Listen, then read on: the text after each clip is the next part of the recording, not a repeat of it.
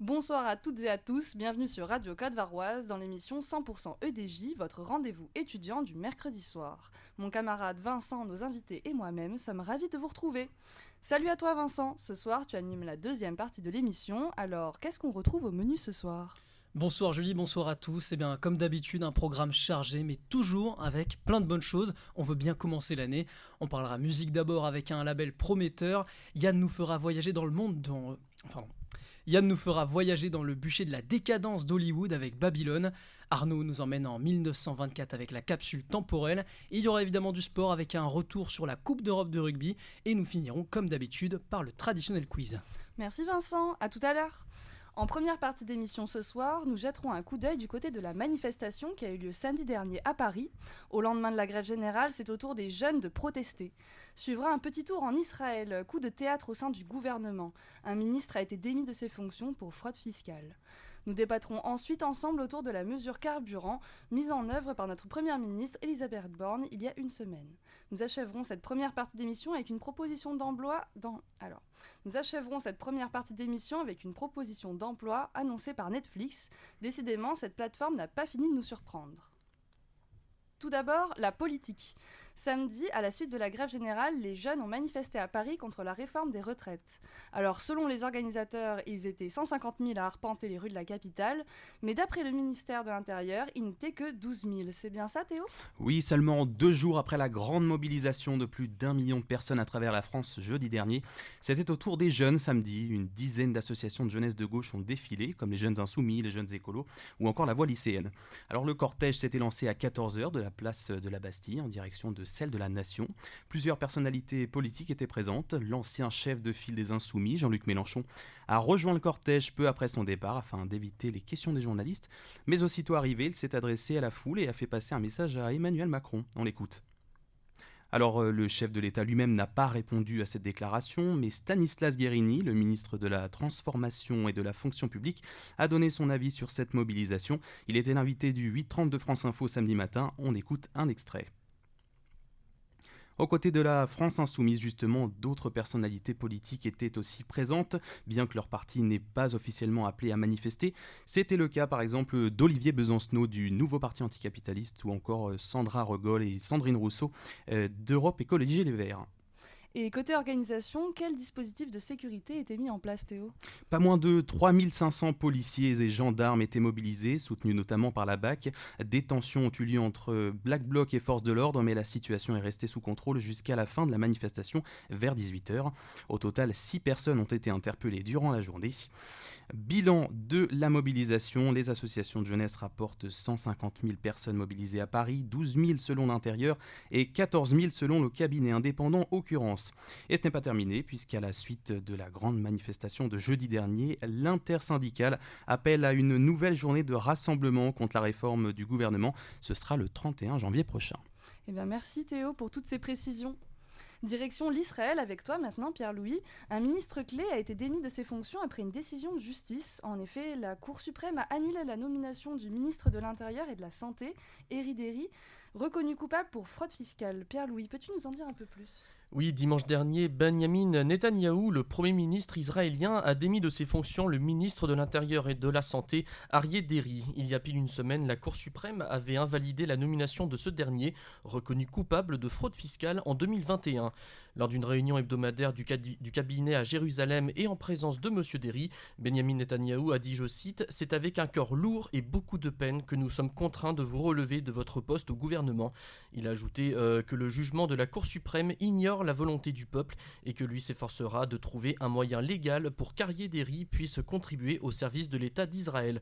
Chef de file du parti ultra-orthodoxe Chasse, M. Deri a occupé le poste de ministre de l'Intérieur et de la Santé dans le cadre d'un accord de coalition complexe conclu en décembre 2022 à la suite des élections législatives israéliennes du 1er novembre. Il y a un mois, les députés ont voté précipitamment un texte baptisé la loi Derry par la presse, autorisant une personne reconnue coupable d'un crime mais pas condamnée à une peine de prison ferme à obtenir un portefeuille ministériel. L'objectif de ce texte étant de permettre à Arié Derry de siéger au sein du nouvel exécutif. Du côté de l'opposition, les réactions se font entendre, non ? En effet, il s'agit de l'ex-premier ministre et chef de l'opposition Yair Lapid qui qualifie le gouvernement de cirque sur son compte Twitter. Il ajoute « Les citoyens d'Israël ne devraient pas payer le prix de la corruption et du désordre de ce gouvernement ».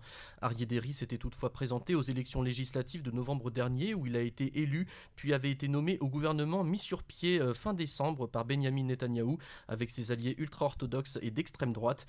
D'ailleurs, ce dernier est jugé également pour corruption dans plusieurs affaires et son procès est en cours. Il faut savoir qu'en Israël, le Premier ministre ne dispose d'aucune immunité judiciaire, mais n'a pas à démissionner ni à se retirer pendant la durée de son procès. En 1993, soit il y a 30 ans, la Cour suprême, la plus haute instance juridique du pays, avait déjà exigé qu'il soit limogé alors qu'il était ministre de l'Intérieur, après avoir été mis en examen pour corruption. Et en 2000, il avait été condamné à 3 ans de prison et libéré après avoir purgé les 2 tiers de sa peine. Merci Pierre-Louis pour cette mise au point. Ne partez pas, on se retrouve tout de suite après un court moment de pub. Nickel, super. Super ton papier témoin. Merci. Franchement, Oui, c'est bon. Tu vas bien. bonne voix. J'espère que ça passe. Très bonne voix. Bonne voix. Du coup, vous êtes cartes 5, 4, 3, 2, 1. De retour sur Radio Côte-Varoise, vous retrouvez 100% EDJ. Ça y est, la ristourne à la pompe est terminée depuis le début d'année. À la place, le gouvernement a décidé de mettre en place une indemnité de 100 € pour les travailleurs les plus modestes. Selon la première ministre Elisabeth Borne, près de 10 millions de Français pourraient bénéficier de ce nouveau chèque carburant. Avec moi autour de la table pour débattre de ce sujet, Valentin Hervé, Théo Chemer et Arnaud Potier. Alors, d'après vous les garçons, quels sont les avantages et inconvénients du chèque carburant de 100 € délivré par le gouvernement ? Qu'est-ce qui voudrait commencer ? Théo, peut-être ? Oui, bah écoutez, moi je pense que les avantages, je pense qu'il y a plus d'inconvénients que d'avantages. C'est-à-dire que le chèque carburant, c'est un chèque qui revient encore et toujours, et qui est peut-être moins efficace qu'une ristourne, comme on en a déjà connu, ou alors une ristourne au niveau des taxes plutôt. Je pense que beaucoup de personnes se plaignent de ce chèque. Il est trop... C'est un peu comme de l'argent de poche. Soit il y en a trop, soit il n'y en a pas assez. Enfin, il n'y en a surtout pas assez. Et il faut toujours en redemander à chaque fois. D'accord. Est-ce que vous voyez une autre limite peut-être, Valentin ? Moi, de mon côté, je trouve que les démarches sont très compliquées. Vas-y Arnaud, est-ce que tu voudrais rajouter quelque chose ? Du côté administratif, c'est très compliqué de faire les démarches. Beaucoup de Français s'en plaignent, très peu de Français sont informés. Par exemple, dans une station-service, sur 50 personnes interviewées, plus d'une quarantaine n'étaient tout simplement pas au courant de ce chèque carburant. Ensuite, on nous dit que ça... Non, toujours pas. Valentin, si tu veux prendre. Que je prenne après. Attends, essaie de terminer sur quelque chose qu'on puisse te couper. Ok. Ou pas, vas-y. Ok, Valentin, si tu veux continuer. Non, c'est sûr, ce chèque, c'est un coup de pouce pour le portefeuille, pour pouvoir d'achat. Il faut savoir que ça représente quand même 100 €, c'est 6% en moyenne de la facture carburant annuelle des automobilistes français. Et que pour un pays qui est champion d'Europe de la taxation pour les automobiles, ça représente quand même 63 milliards d'euros à l'État en 2020 de taxes. Non, c'est sûr que oui, ça aide pour le pouvoir d'achat des Français. Maintenant, le problème, c'est que ça représente, quand on fait le plein, un plein en ce moment, un plein d'essence, ça représente 1,95 € de litre. Donc ça fait en moyenne 75 € pour un réservoir de 40 litres. Donc une fois que les 100 €, il vous reste 25 € à la fin une fois la pompe terminée, ça fait plus grand chose à la fin. Et par contre, ce qu'il faut se poser après comme question, c'est on a eu la ristourne. Là, on a le chèque. Qu'est-ce que ça va être après ? Est-ce qu'il y aura des choses mises en place, une aide, une nouvelle ristourne ? On est un peu dans le flou derrière. Oui, vas-y Arnaud. Alors justement, l'aide est conçue pour apporter une aide de 10 centimes à chaque utilisateur de sa voiture qui fait environ 12 000 km par an. Ce n'est pas pensé pour le dépenser en une seule fois. Autre limite de cette réforme, c'est aussi sa complexité dans sa demande, mais aussi la désinformation autour de ce chèque carburant. Très peu de Français sont au courant qu'il existe, malheureusement. Oui, parce que normalement, c'est quelque chose qu'il faut demander. Il faut aller sur le site des impôts, préciser son revenu fiscal, etc. Et on s'aperçoit qu'il y a quand même peu de personnes qui y ont accès parce qu'il faut avoir... On t'entend plus, il faut que tu t'approches du micro. Pardon. C'est parce qu'il est- Donc oui, il y a très peu de personnes qui ont accès à cette... T'as touché un truc? Non, non, il y a juste il marche plus. Je me suis peut-être un peu éloignée, mais là ça va mieux. Là je m'entends plus. Ouais, il Parle passe contre-terre le plus souvent. Est-ce que tu m'entends? dans le micro. Ouais, je suis dedans. Essaie de crier un petit peu. Ok, je crie. Est-ce que tu veux que je crie plus fort? Et de plus, il n'y a pas énormément de personnes qui Ça marche peuvent pas. accéder à ce... Je suis maudite sur les débats. Vas-y. Est-ce que normalement on m'entend Non, là? non, non. Non. Et si je crie plus fort? Bah, juste augmenter le son. Vas-y, essaye de parler. Vas-y, ouais. Ouais. Ok. Bon, bah voilà. c'est du tout au tout. Bah reste comme ça. Attends, Est-ce vas-y. que vous m'entendez là? Là, non. Non. Là, oui. Oui. Tu restes comme ça. Ouais, je vais te tenir, bien sûr, je vais te tenir. Vous parlez dans le même micro, puis c'est bon. Ça va comme ça? Non plus. Non, faut le tenir bien. Là? Non plus. Non. Pourtant, j'entends. Mais c'est fou Ouais, quand même. Faut, Hein. faut appuyer justement sur ce truc-là, Mais- décaler un peu sur la gauche. Oh là là. Tu veux que je te le tienne? Ça me dérange pas. Est-ce que... C'est quand même chiant que... Bah, Ah, c'est bon? Du coup, je vais avoir beaucoup de mal à lire mes feuilles. non, ça recoupe en fait. Une fois sur deux. J'ai envie de pleurer. Bah, mets-toi à côté d'un intervenant. Ouais, c'est pas vas-y, grave. je vais mettre à côté d'un. Tu dois avoir un faux contact. 1, 2. Fais-moi de la place. 2. Et en plus, il n'y a pas toutes les personnes qui peuvent accéder à ce dispositif parce que les conditions sont assez sévères. Il faut avoir déjà plus de 16 ans et avoir un revenu fiscal dont le revenu de l'année de 2021 soit inférieur ou égal à 14 700 €, ce qui ne fait pas énormément. Enfin, si on divise 14 700 € par 12, on obtient 1225, donc même pas un SMIC. Donc en fait, c'est vraiment, il faut vraiment avoir un revenu très bas pour y accéder. Est-ce que je comprends? Arnaud. Bah oui, ça cible surtout les personnes qui touchent potentiellement le RSA ou alors de petites retraites. Mais pour moi, ça n'a pas de sens. Non. Mais pour la plupart des Français, ça n'a pas de sens avec l'inflation. Même la classe moyenne est touchée par ce problème. Mettre de l'essence, c'est compliqué pour énormément de Français et ce chèque, malheureusement, ne répond pas à toutes les attentes. Oui, Valentin. Je suis d'accord, ça devrait concerner une. Je suis d'accord, ça devrait concerner une plus large partie de la population. Quand on regarde la hausse des prix, que ce soit l'alimentation, les loyers, l'énergie, les taxes d'habitation, ça devrait toucher une plus large partie de la population. Et on peut pas dire, on va donner 100 € à 50% des revenus, les autres ils ont les moyens. Non, c'est pas comme ça que ça marche. Il y a des revenus aussi un peu plus supérieurs qui ont du mal aussi à finir leur fin de mois. C'est d'ailleurs pour ça que je pensais que la taxe, de faire une action sur la taxe, c'était peut-être la meilleure solution. En 2021, Bercy disait au moment des chèques carburant distribués qu'une baisse de 1 centime des taxes par litre de carburant, ça correspondait à un manque à gagner de 500 millions d'euros pour les comptes publics. Ah non, attendez, j'ai un problème dans mes calculs, donc on oublie ça. Est-ce que vous voulez quand même parler des solutions sur qu'est-ce qu'on pourrait faire de Moi, mieux là-dessus? Je maintiens que les solutions, selon moi, sont au niveau des taxes. C'est-à-dire, c'est pas parce que on va donner forcément plus aux personnes qui ont moins les moyens que les autres vont pas en bénéficier. En fait, c'est injuste d'une certaine manière parce qu'il y a aussi des personnes de la classe moyenne qui peut-être ont des difficultés. Donc finalement, je pense qu'il faut... En fait, le discours le plus fréquent qu'on entend, c'est la taxe, c'est pas juste parce que même les riches vont en bénéficier. Alors que finalement, eux aussi, je veux dire, ça correspond pas à mon idée de la justice. C'est-à-dire que tout le monde va en bénéficier. Oui, mais l'idée, c'est pas d'avoir des perdants, c'est pas de pénaliser forcément les riches. On n'est pas dans une histoire de pénaliser certaines personnes.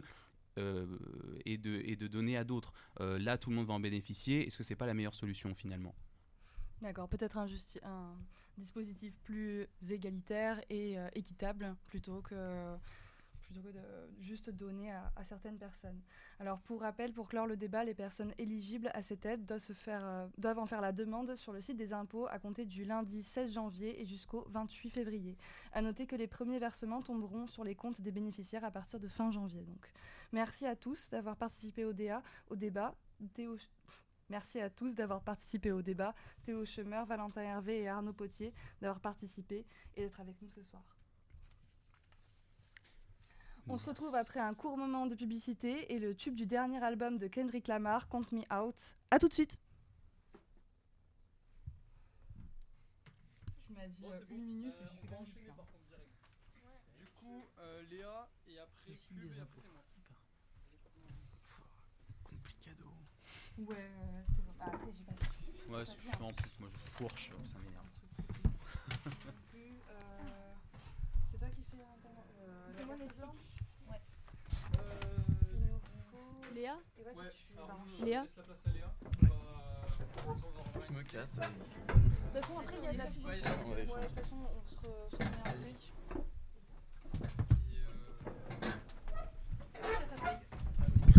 C'est perturbant ce truc. C'est normal ça. Lui aussi se barre en couille. Ouais, attention. Yes. Pardon. Ouais. Ne touchez plus. Il n'y avait pas des petits câbles 2. Vous êtes sur Radio Côte Varoise et vous écoutez 100% EDJ.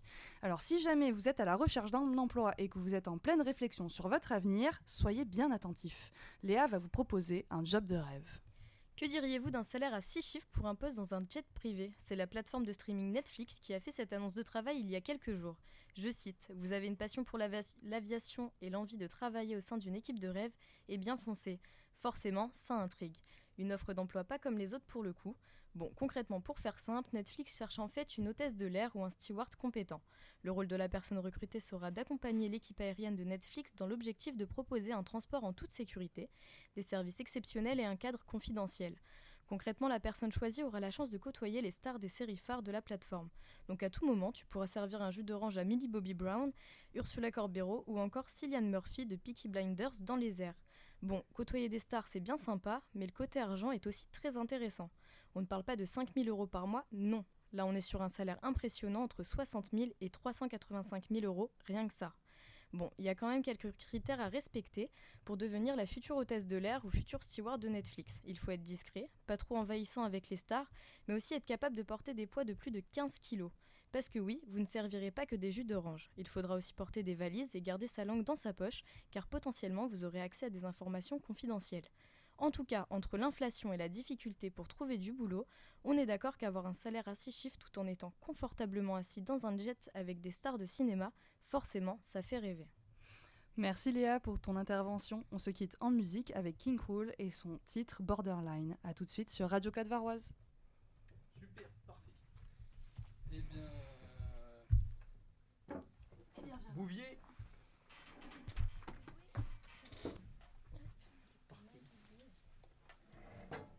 Ah, tu te mets là-bas ? Ouais. Bah comme ça, tu bouges pas Yann, on va le mettre là. Et, T'as quoi ? T'as juste une personne ou Bah t'as en fait deux c'est moi, personnes ? je fais la capsule culture. Ah, je fais la question. Bah j'ai vu que personne ne bougeait, je dis vas-y, c'est bon. J'avais une idée. Très bien. 2. C'est le retour de votre rendez-vous étudiant 100% EDJ sur Radio Côte Varoise. Tout de suite, la deuxième partie de l'émission présentée par Vincent Gallier. Vincent, l'antenne est à toi.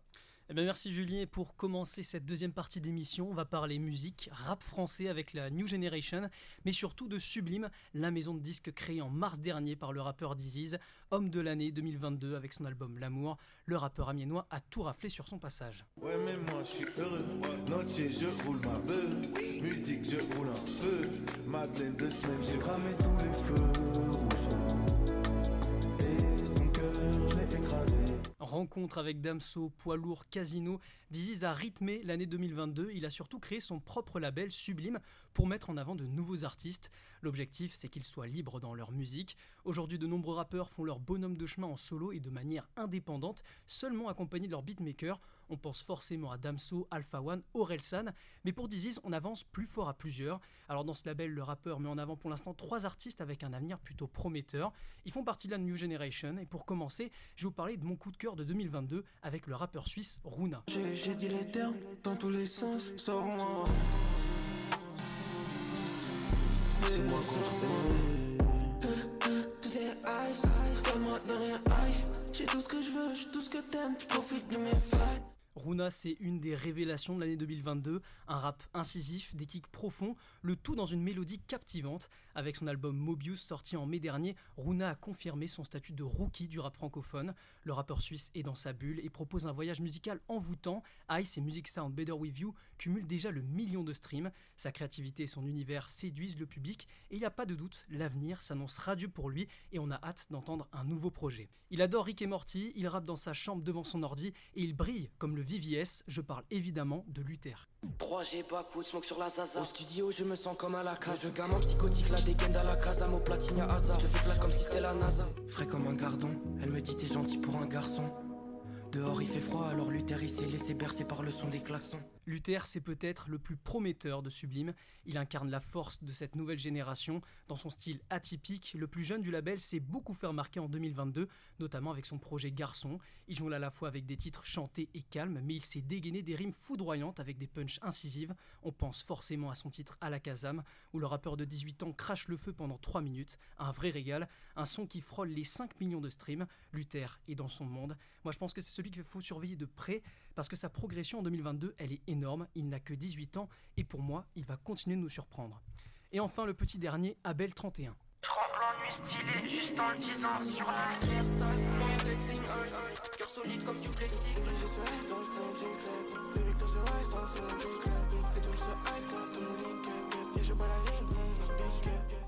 Abel 31, lui, il a la double casquette, rappeur mais surtout beatmaker. Il est partout, dans tous les projets, Runa, Luther, mais aussi d'autres artistes en vogue, Winter Zuko ou encore SO La Lune. Il propose des instrumentales électroniques expérimentales, mais c'est ce qui fait son style. En décembre dernier, il a sorti son projet 200, où on retrouve des rappeurs prometteurs comme Ajon Crack, Irko, Luther, encore lui, ou encore Femme Togo. Il peaufine en tout cas son identité dans ce nouveau label, et qui sait, un jour il pourra sans doute se retrouver sur un titre de Diziz. En tout cas, cette petite équipe est à surveiller de près. Ils accompagneront le rappeur dans toutes ses dates pour 2023. Et moi, si j'ai un conseil à vous donner, c'est d'aller les écouter. On reste dans la culture et direction le 7e art désormais. Il y a une semaine, Babylone, le 3e film de Damien Chazelle, a débarqué dans nos cinémas. Yann, tu es allé le voir. Qu'en as-tu pensé ?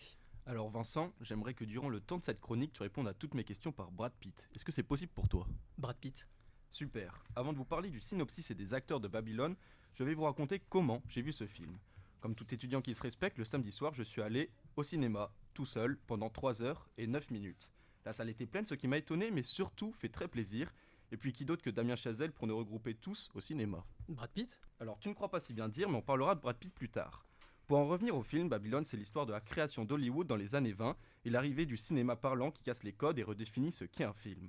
Ça peut paraître barbant, mais si vous rajoutez à cela des soirées hollywoodiennes, des orgies, de la cocaïne, de l'héroïne, un éléphant et un crocodile, vous obtenez la recette de Babylone, la recette d'une œuvre singulière, unique, envoûtante.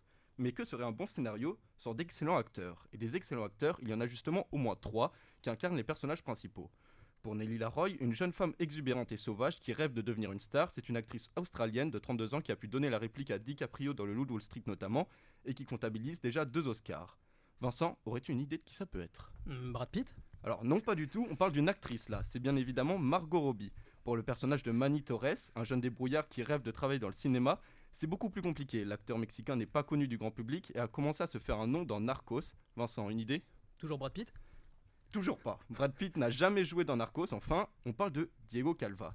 Et le dernier joue Jack Conrad, une grande star du cinéma muet des années 20. L'acteur derrière ce personnage est époustouflant avec 7 Oscars et 7 Golden Globes et une classe et un charisme qu'aucune statuette ou récompense ne peuvent suffisamment mettre en avant. Vincent, à qui tu penses ? Brad Pitt. Comment tu sais ? Bah écoute, merci Yann en tout cas pour ce concept pour le moins original. Babylone, le nouveau film de Damien Chazelle qui raconte les débuts d'Hollywood avec, vous l'aurez bien compris, Brad Pitt, Tobey Maguire ou encore Margot Robbie. En tout cas, nous on se retrouve dans quelques minutes avec la capsule temporelle, le talk sport et le fameux quiz. Restez avec nous, à tout de suite. De retour sur Radio Côte Varoise, vous êtes dans votre émission 100% EDJ. Nouvelle saison, nouveau concept, avec la capsule temporelle, à direction les profondeurs de l'histoire où savoir et anecdotes s'entremêlent. Vous allez voir qu'on ne sait pas tout et qu'il n'est jamais trop tard pour apprendre. Aujourd'hui, c'est Arnaud qui nous fait voyager en 1924, il y a 99 ans pour être précis. Si je vous dis Mont Blanc, Chamois ou encore Touchous, ça risque de vous donner des idées. Certains l'ont peut-être deviné, c'était il y a tout juste 99 ans, jour pour jour. Les premiers Jeux Olympiques d'hiver ont pris place dans la station de ski de Chamonix, en France. Ça n'a pas été facile à mettre en place au début. En effet, les pays du Nord étaient attachés à leur tradition de jeux qu'ils organisaient depuis 1901. Ces premiers Jeux Olympiques se sont donc ouverts sous le nom de Semaine internationale des sports d'hiver. Cette dénomination a permis de ne pas rentrer en conflit avec les pays nordiques. La compétition s'est déroulée du 25 janvier au 5 février 1924. Au niveau des épreuves, c'est bien loin de la diversité d'aujourd'hui. En effet, il n'y avait que 16 sports parmi lesquels le saut à ski, le patinage artistique ou encore le bobsleigh. 16 nations ont participé pour cette première édition, de l'Autriche en passant par le Canada, la France, la Suède ou encore la Yougoslavie. Un réel succès puisque pas moins de 20 000 spectateurs se sont précipités pour assister à cet événement. Un facteur qui lui permet de pérenniser ces jeux à l'avenir. Depuis, tous les 4 ans, les Jeux d'hiver se déroulent. Pour info, la prochaine compétition se tiendra en 2026 à Milan, en Italie. Eh ben merci Arnaud pour ce petit moment d'histoire. On enchaîne directement avec le sport. Toujours une belle équipe autour de la table. Pierre-Louis Beignet, Quentin Hatton et Valentin Hervé. Bonsoir messieurs. Bonsoir Vincent. Bonsoir Vincent. Bonsoir Vincent. Alors ce week-end on a eu droit à un week-end riche en sport. La victoire de Sébastien Ogier au rallye de Monte-Carlo. Du tennis à Melbourne avec l'Open d'Australie, les mondiaux de handball en Pologne et en Suède, la Coupe de France évidemment, mais aussi la dernière journée des Coupes d'Europe en rugby. Et on va parler de ça ce soir messieurs. On le rappelle, en Champions Cup, la compétition majeure, 3 clubs français se sont qualifiés. Le Stade Rochelais, le Stade Toulousain et les champions de France Montpellierin. En challenge européen, on a Toulon, Brive et le Stade français, mais aussi Clermont, le Racing et le Loup qui ont été repêchés. On va d'abord commencer par la Champions Cup, messieurs, la plus importante évidemment. Je vais parler des 3 qualifiés qui sont les 3 derniers clubs français en lice, on le rappelle. Un nouveau format pour cette nouvelle édition de Champions Cup, 2 poules de 10 équipes avec pour la première fois des équipes sud-africaines et sur les 8 équipes françaises en lice, seulement 3. Voilà, se sont qualifiés. À titre de comparaison, l'an passé, on était à 7 clubs français qui avaient accédé aux 8e de finale. Alors ma première question, est-ce qu'on peut parler d'une grande déception pour cette Coupe d'Europe pour les clubs français ? Valentin. Oui, clairement oui. Les 4 équipes du groupe A, à savoir le Loup, le Racing, l'UBB et Castres, ne sont pas qualifiées pour la phase finale, mais en plus sont dans les 4 dernières places avec un 0 pointé au sens propre comme au figuré pour Castres. C'est vraiment une grosse déception. On voit au final que seuls les Cadors passent quoi en fait. Pierre-Louis ? Oui, non, ça c'est sûr que oui. Alors elle est assez décevante, hein, c'est sûr, parce qu'on s'attendait à mieux. On en a connu évidemment des meilleurs, hein, mais là c'est vrai que rien n'est encore fini. Il reste encore évidemment des qualifiés. Il faut compter sur eux, sur les clubs français qui restent, mais c'est sûr que oui, on aurait aimé avoir une autre image, on va dire, de la part des clubs français dans cette compétition. Ah, tu le disais juste avant, Valentin, on est quand même sur 2 poules où la poule A a été complètement décimée pour les clubs français, un 0 pointé, 4 clubs éliminés. Cette poule B qu'on va quand même se satisfaire des performances de Toulouse et de La Rochelle, 4 sur 4. La Rochelle qui a terminé premier, donc qui accueillera en 8e et en quart et même en demi. Toulouse devra se déplacer s'il monte jusqu'en demi. Montpellier s'est qualifié un peu in extremis et se déplacera donc pour les 8e de finale. Alors on avait une nouveauté, on va quand même aussi en parler, l'arrivée de ces clubs sud-africains. Alors pour une Coupe d'Europe, avoir des clubs sud-africains, est-ce que ça décrédibilise pas un petit peu cette compétition, Quentin ? Un petit peu, c'est vrai que l'arrivée des clubs sud-africains, ça vient troubler une compétition qui, il faut le rappeler, est à la base européenne. On sait en plus que le rugby il est décrié ces derniers temps pour son nombre de matchs conséquents entre le championnat et puis aussi les matchs d'Europe. Ajouter à cela du coup des déplacements jusqu'en Afrique du Sud avec le décalage horaire, bref. Mais il faut quand même reconnaître que cet apport, il élève le niveau de la compétition, parce que le rugby sud-africain, il se porte très bien. L'équipe nationale, elle est quand même championne du monde en titre. Et puis on a aussi pu découvrir des joueurs que l'on n'a pas l'habitude de suivre. Je pense par exemple à Kurt Lee Arends qui m'a impressionné. Bah, concrètement c'est ça, on parlait aussi de cette différence. Alors les longs trajets pour des clubs de top 14, se déplacer un week-end en Afrique du Sud et puis en Angleterre juste derrière. Alors C'est vrai que beaucoup vont dire que ça vient fausser, mais finalement, ces clubs-là, ils viennent aussi en Europe, donc ils font de gros trajets. On rappelle que ces clubs sud-africains ont intégré la Rugby Championship United, donc la ligue avec des clubs irlandais. Et ces équipes-là, elles ont quand même fait tomber le Leinster, qui est peut-être la meilleure équipe d'Europe en ce moment, qui ne perd quasiment jamais à domicile. Et pourtant, l'année dernière, les Blues se sont imposés, ont perdu en finale contre les Stormers, 2 clubs sud-africains qui sont encore en lice.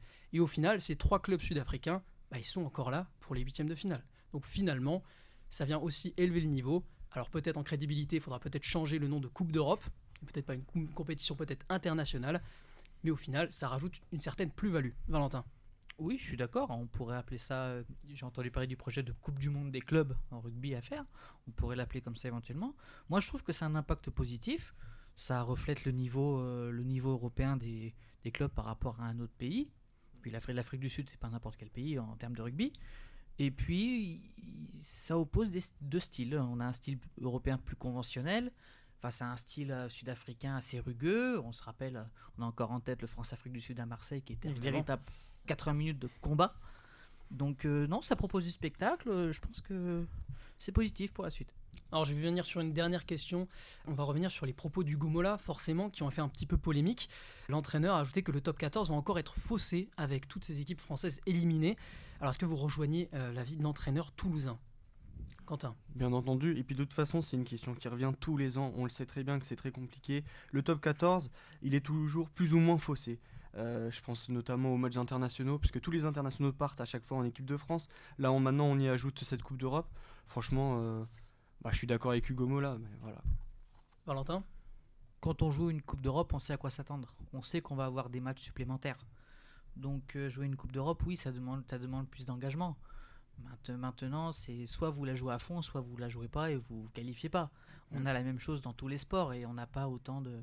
Le Paris Saint-Germain joue la Ligue des Champions chaque année. Ça les empêche pas d'être performants en Ligue 1. Donc pour moi, ça me fait rien du tout. Pierre-Louis, un dernier mot ?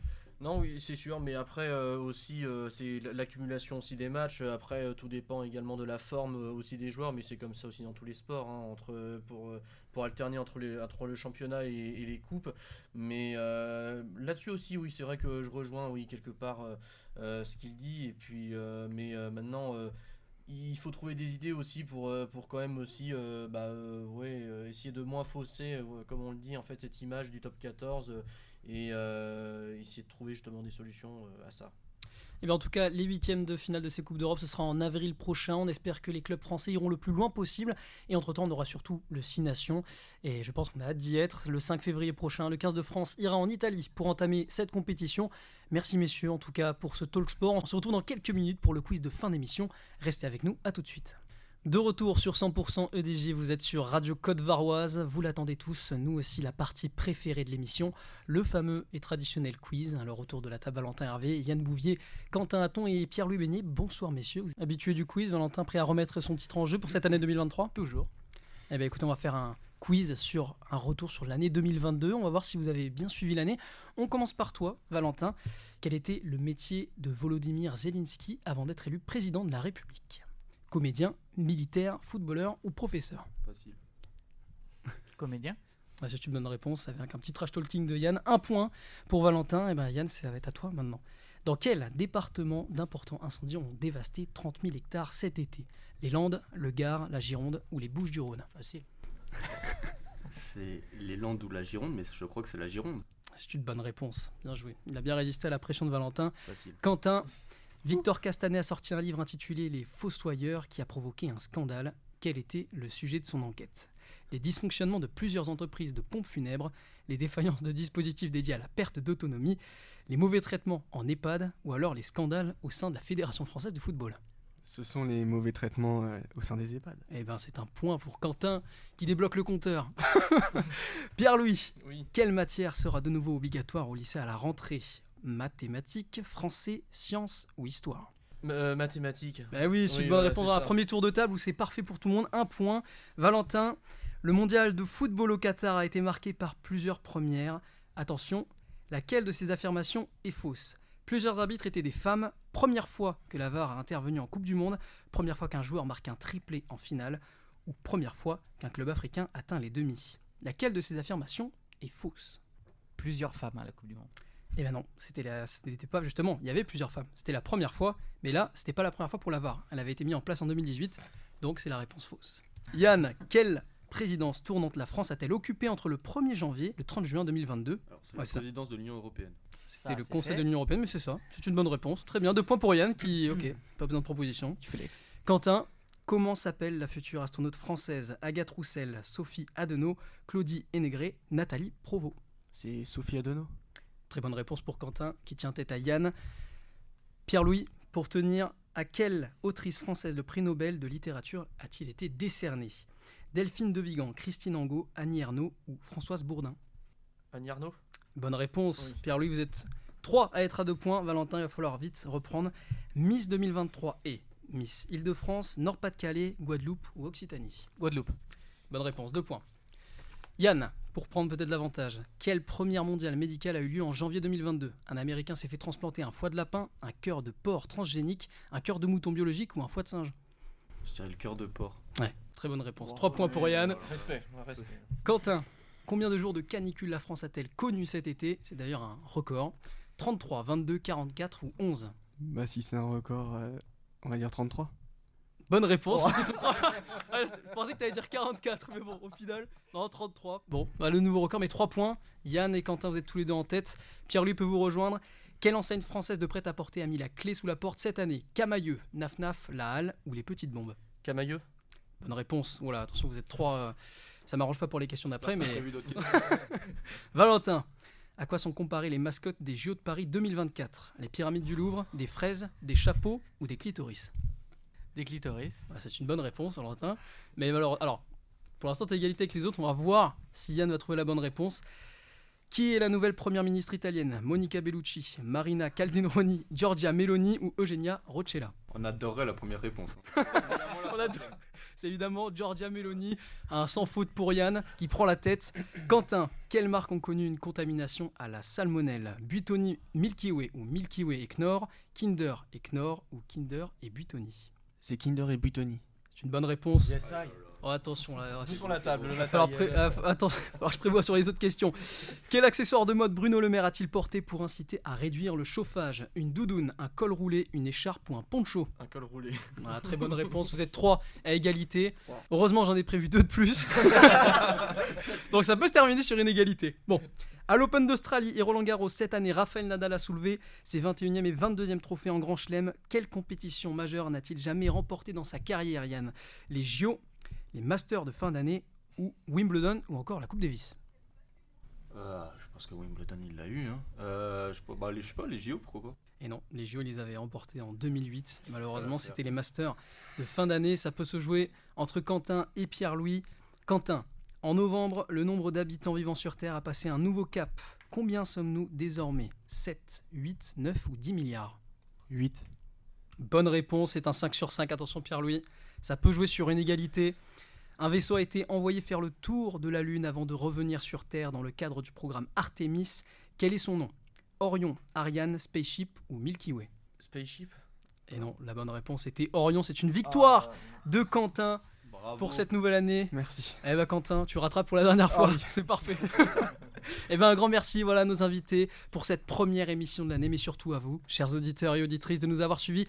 On se quitte en musique avec Overnight de Parcells. On se retrouve la semaine prochaine, même heure, même radio, pour votre émission 100% EDJ, en vous souhaitant à tous une bonne soirée et à la semaine prochaine.